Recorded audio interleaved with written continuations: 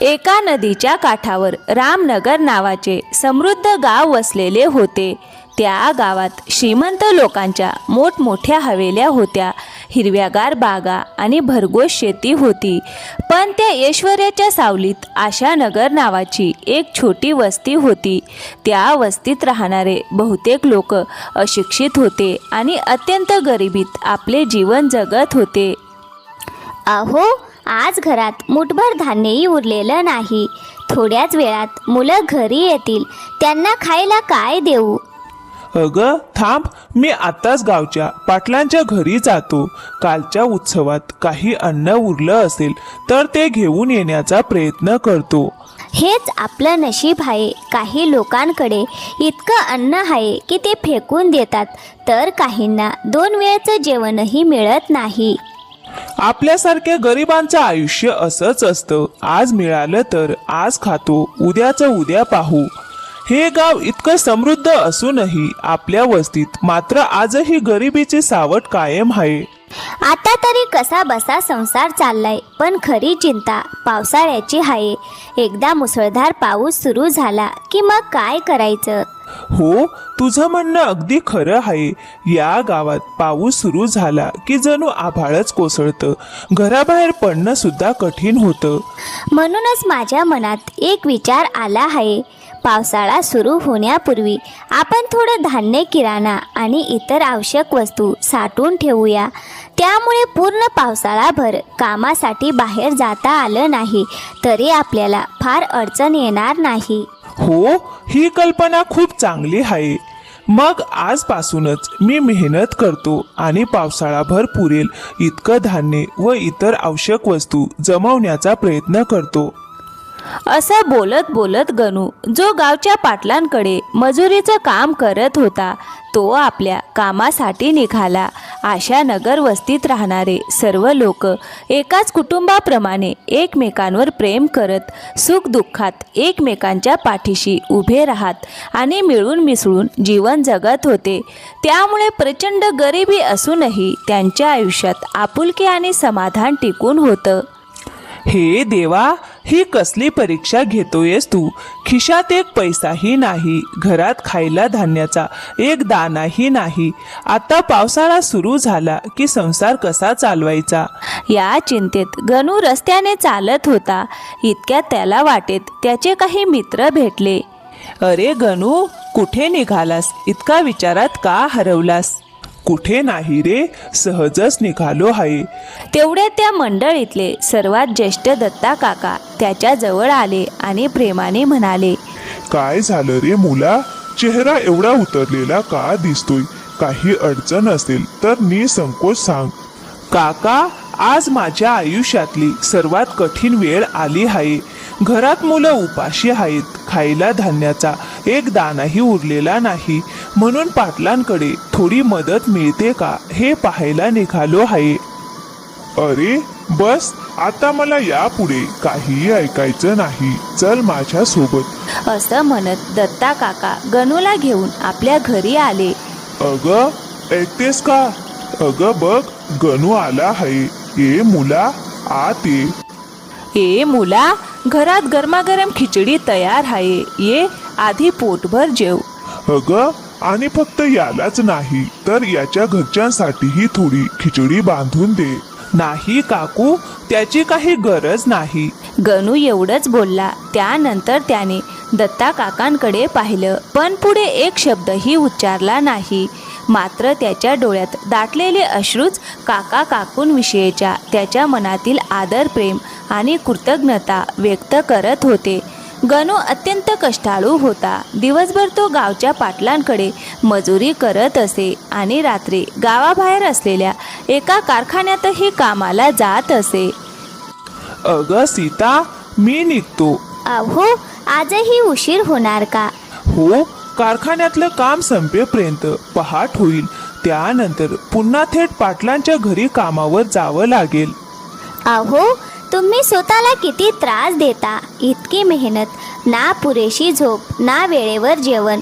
तुमच्या तब्येतीची तरी काळजी घ्या. अगं, ही मेहनतच तर आपल्यासारख्या गरिबांचं खरं बळ आहे. श्रीमंतांसारखं थंडगार खोलीत बसून आराम करणं आपल्या नशिबात नाही. आपल्या वाट्याला आली आहेत उन्हाची कडक झळ, पावसाच्या मुसळधार सरी आणि हिवाळ्याची बोचरी थंडी. त्यांनाच तोंड देत आपलं आयुष्य पुढे न्यायचं आहे. तू अजिबात काळजी करू नकोस, मला काही होणार नाही. असं म्हणत गणू संध्याकाळ होताच कारखान्याकडे निघून गेला. दिवसामागून दिवस जात होते. गणू आणि सीता यांनी पावसाळ्याची तयारी सुरू केली होती. गणू रोज मजुरीचे पैसे आणून सीताकडे देत असे. सीता त्यातून काटकसरीने खर्च करून थोडे थोडे पैसे साठवत होती. कधी गणू बटाटे, कांदे, पीठ, तांदूळ आणि इतर आवश्यक किराणा सामानही आणून ठेवत असे. अखेर पावसाळा सुरू झाला. आकाशात विजांचा प्रचंड कडकडाट होत होता. काळे कुट्ट ढग गडगडत होते. सोसाट्याचा वारा आणि मुसळधार पावसामुळे सगळीकडे गोंधळ उडाला. लोक जीव वाचवण्यासाठी आपापल्या घरांकडे धावत होते. गणू देखील भरधाव पावसात घराकडे निघाला होता, पण मुसळधार पावसामुळे रस्ता नीट दिसत नव्हता. त्याच वेळी त्याचा भीषण अपघात झाला. त्या अपघातात तो गंभीर जखमी झाला. सुदैवाने तिथून जाणाऱ्या एका दयाळू माणसाने वेळ न दवडता गणूला जवळच्या रुग्णालयात दाखल केलं. त्याच दरम्यान वस्तीतला भीमा नावाचा तरुण धावतच सीताच्या घरी आला. वहिनी, वहिनी, अगं वहिनी, लवकर या. अहो, काय झालं भीमा, एवढा धावत का आलास? वहिनी, गणूचा अपघात झाला आहे. त्याची प्रकृती खूप गंभीर आहे. त्याला रुग्णालयात दाखल केले आहे. चला, आपण लगेच निघूया. हे ऐकताच सीताच्या पायाखालची जमीनच सरकली. ती भीमासोबत तातडीने रुग्णालयाकडे धावली. रुग्णालयात पोहोचल्यावर तिने गणूला बेशुद्ध अवस्थेत पाहिलं आणि तिच्या डोळ्यातून अश्रूंचा बांध फुटला. इतक्यात डॉक्टर तिथे आले. सीता घाबरलेल्या आवाजात म्हणाली, अहो डॉक्टर साहेब, यांना शुद्ध कधी येईल? त्यांच्या डोक्याला आणि शरीराला गंभीर दुखापत झाली आहे. वेदना कमी व्हाव्यात आणि शरीराला विश्रांती मिळावी म्हणून त्यांना झोपेचं इंजेक्शन दिलं आहे. त्यामुळे काही वेळानंतरच त्यांना शुद्ध येईल. आणि हो, घाबरू नका. आता त्यांना घरी घेऊन जा. औषधं वेळेवर द्या आणि त्यांच्या खाण्यापिण्याची विशेष काळजी घ्या. काही दिवस त्यांनी हाताची जास्त हालचाल करू नये. तसेच त्यांना दूध, फळं आणि हिरव्या पालेभाज्या खायला द्या. त्यामुळे त्यांची प्रकृती लवकर सुधारेल. डॉक्टरांच्या सांगण्यानुसार सर्वजण गणूला घरी घेऊन आले. सीताने बाजारातून दूध, फळं, हिरव्या भाज्या आणि इतर आवश्यक सामान आणलं. ती मनापासून गणूची सेवा करू लागली. मात्र गणू पलंगावर शांतपणे पडून होता. त्याच्या डोळ्यातून अश्रू वाहत होते. सीताचे ते लगेच लक्षात आले. ती त्याच्या जवळ आली आणि म्हणाली, अहो, काय झालं? तुम्ही एवढे चिंतेत का आहात?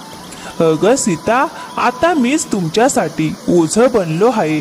आपल्या मुलांसाठी आणि या पावसाळ्यासाठी आपण जेवढे पैसे साठवले होते ते सारे माझ्या उपचारांवर खर्च होत आहेत. अहो, तुम्ही अशी चिंता करू नका. आपली मुलं खूप समजूतदार आहेत.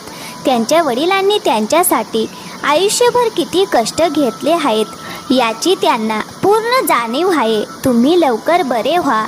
सध्या आमच्यासाठी त्यापेक्षा महत्त्वाचं दुसरं काहीही नाही. तेवढ्यात त्यांची दोन्ही मुलं धावत आली.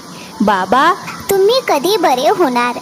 हो ना बाबा, तुम्ही म्हणाला होता ना, पावसाळ्यात आपण सगळे मिळून खूप मज्जा करू.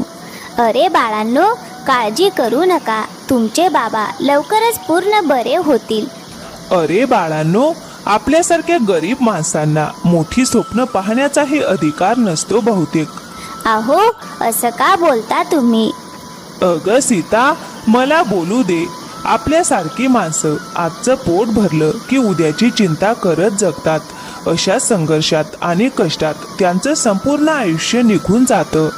गरिबीत आपण स्वतःच मोठी स्वप्न पाहायची हिंमत करत नाही आणि कधीतरी थोडी हिंमत करून एखादं छोटंसं स्वप्न पाहिलं तर तेही नियतीला मान्य होत नाही. मी देवाकडे काय मोठी मागणी केली होती, एवढंच ना की या पावसाच्या संकटातून माझं कुटुंब सुखरूप राहावं, माझ्या मुलांना उपाशी राहावं लागू नये. पण देवाला तेही मान्य झालं नाही. बघ ना, आज त्यांनी मला कोणत्या अवस्थेत आणून उभं केलं आहे. अहो बाबा, तुम्ही अजिबात काळजी करू नका. एक दिवस आपणही खूप श्रीमंत होऊ. आपल्याकडेही भरपूर पैसे असतील आणि तुम्हाला पुन्हा कधीच एवढे कष्ट करावे लागणार नाहीत. मुसळधार पावसामुळे संपूर्ण वस्तीतील लोक घराबाहेर फारसे पडू शकत नव्हते. तरीही प्रत्येकजण दिवसातून एकदा तरी एकमेकांची विचारपूस करण्यासाठी वेळ काढत असे. या दिवसात गणूचं घरच जणू सगळ्यांच्या भेटीगाठीचं ठिकाण बनलं होतं. सीता सर्वांसाठी प्रेमाने गरमागरम चहा बनवून आणत असे. दत्ता काका हसत विचारत, काय रे मुला, आता तब्येत कशी आहे? काका, आता बरंच बरं वाटतंय. वेदना आधीपेक्षा खूप कमी झाल्या आहेत. अरे गणू भाऊ, लवकर बरे व्हा बरं. तुम्ही बरे होईपर्यंत आम्ही रोज तुमच्या घरी येणार आणि मग वहिनींना रोज सगळ्यांसाठी चहा करावा लागणार. त्याच्या त्या बोलल्यावर सगळे मनापासून हसले. थोडा वेळ गप्पा गोष्टी आणि हसत खेळत वातावरण रंगून गेलं. त्यानंतर प्रत्येकजण आपापल्या घरी परतला. मग अशाच प्रकारे दिवस पुढे सरकत गेले. गणूची प्रकृती आत्ता बरी सुधारली होती, पण त्याच्या उपचारांमध्ये घरात साठवून ठेवलेले धान्य संपलं होतं आणि जपून ठेवलेले पैसेही पूर्ण खर्च झाले होते. सलग 12 दिवस मुसळधार पाऊस पडत होता. अखेर 12व्या दिवशी ढग बाजूला झाले आणि आकाशातून सूर्याची कोवळी किरणं जमिनीवर पसरली. पाऊस थांबताच गावातील सर्व लोक पुन्हा आपापल्या कामासाठी घराबाहेर पडू लागले. गणू ही सकाळी लवकर उठून सर्वप्रथम कारखान्यात गेला. तिथे पोहोचताच व्यवस्थापकाने त्याला आपल्या कॅबिनमध्ये बोलावलं. अरे गणू, तुझ्या अपघाताबद्दल मला सगळं कळलं. आता तब्येत कशी आहे? अहो साहेब, आता मी पूर्णपणे बरा आहे. पुन्हा काम करण्यासाठीही तयार आहे. अरे गणू, तुझी परिस्थिती मला समजते, पण आम्ही आता तुला कामावर ठेवू शकत नाही. पण का साहेब, माझ्याकडून काही चूक झाली आहे का? अरे नाही, तुझी कोणतीही चूक नाही, पण तुझी प्रकृती पाहता आम्ही तुला हे कष्टाचं काम देऊ शकत नाही. हे काही पैसे घे, सध्या स्वतःची काळजी घे. गणूने थरथरत्या हातांनी ते पैसे घेतले आणि कारखान्याबाहेर पडला. हे देवा, हे काय झालं? एवढ्या कष्टाने मिळालेले कामही हातातून निसटलं. पुन्हा एकदा मी त्याच वळणावर येऊन उभा राहिलो आहे, जिथे 2 वेळच्या जेवणाचीही चिंता सतावत होती. आता माझी शेवटची आशा म्हणजे गावचे पाटील. तो थेट पाटलांच्या घरी पोहोचला. नमस्कार पाटील साहेब. अरे गणू, ये. आता तब्येत कशी आहे? अहो पाटील साहेब, आता बरी आहे. अरे काय रे गणू, एवढा गप्प का उभा आहेस? काही बोलायचं आहे का? हो पाटील साहेब, आजपासून मी पुन्हा कामावर रुजू व्हायला आलो आहे. अरे गणू, गोष्ट अशी आहे की तू जखमी होऊन अनेक दिवस अंथरुणाला खिळला होतास, पण माझं काम तर थांबून चालणार नव्हतं ना. म्हणूनच तुझ्या जागी मी दुसऱ्या माणसाला कामावर ठेवले आहे. काय? पण साहेब, आता मी पूर्णपणे बरा आहे. कृपया मला पुन्हा कामावर ठेवा. अरे गणू, मी असं कसं करू? एका माणसाला अचानक कामावरून काढून दुसऱ्याच्या पोटावर पाय देणं मला योग्य वाटत नाही. हे काही पैसे ठेव, तोपर्यंत दुसरं एखादं काम शोध. आता मला थोडं काम आहे, तू निघ. गणूच्या हातात पैसे ठेवून पाटील पुन्हा आपल्या कामात व्यस्त झाले. गणू पूर्णपणे खचून गेला होता. आता पुढे काय करायचं हेच त्याला सुचत नव्हते. तेवढ्यात आकाशात पुन्हा काळे ढग दाटून आले. अरे गणू भाऊ, लवकर घरी जा. पुन्हा मुसळधार पाऊस सुरू होणार असं दिसतंय. हा पाऊस यावेळी सगळंच उद्ध्वस्त करेल. गणू जड पावलांनी घरी परतला. घरी आल्यावर त्याने कारखान्याच्या व्यवस्थापकाने आणि पाटलांनी दिलेले पैसे काढून सीताच्या हातात ठेवले. अहो, एवढे पैसे? हो, काही पैसे कारखान्यातून मिळाले आणि काही पाटलांनी दिले. अरे वा, पाहिलं ना, मेहनती माणसाची किंमत सगळ्यांनाच असते. काही दिवस तुम्ही कामावर नव्हतात तेव्हा त्यांनाही तुमची उणीव जाणवली असेल. सीताचं बोलणं ऐकूनही गणूच्या तोंडातून एक शब्दही बाहेर पडला नाही. कारखान्यातील नोकरी गेली आणि पाटलांकडचं कामही हातातून निसटलं. हे सत्य सांगण्याचं धाडस त्याला झालं नाही. त्याने मुकाट्याने जेवण केलं आणि शांतपणे झोपायला गेला. गणूचं हे अनपेक्षित वागणं पाहून सीताला थोडं आश्चर्य वाटलं. त्याच दरम्यान संपूर्ण गावावर पुन्हा एकदा मुसळधार पावसाचं संकट कोसळू लागलं. मुसळधार पावसामुळे सर्व लोक आपापल्या घरातच बंदिस्त झाले होते. सीता खिडकीतून बाहेर पाहत म्हणाली, अहो बघा ना, किती जोरात पाऊस पडतोय. तुम्हाला हा पाऊस पाहून भीती वाटत नाही का?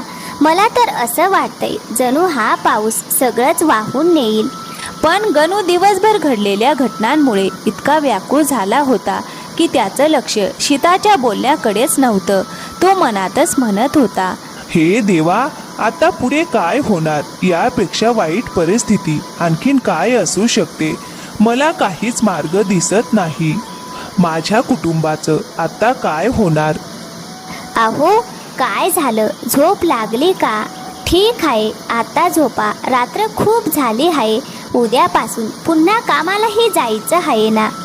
बाहेर काळोख दाटला होता. आकाश काळ्याकुट्ट ढगांनी भरून गेलं होतं आणि पावसाचा जोर अजूनही कमी होत नव्हता. संपूर्ण गाव गाढ झोपेत होतं. पण गणूच्या डोळ्यात मात्र झोप नव्हती. आपल्या कुटुंबाच्या भविष्याची चिंता त्याच्या मनाला सतत कुरतडत होती. मग काही वेळाने त्याने पाहिलं की सीता आणि मुलं गाढ झोपली आहेत. तो हळूच उठला आणि कोणालाही न जागवता घराबाहेर पडला. मुसळधार पावसात तो एकटाच चालत स्वतःशीच बोलू लागला, हे देवा, मला काही सुचत नाही. माझ्याच आयुष्यात हे सगळं का घडतंय? उद्या सकाळी सीता मला कामावर जाण्याबद्दल विचारेल तेव्हा मी तिला काय उत्तर देणार?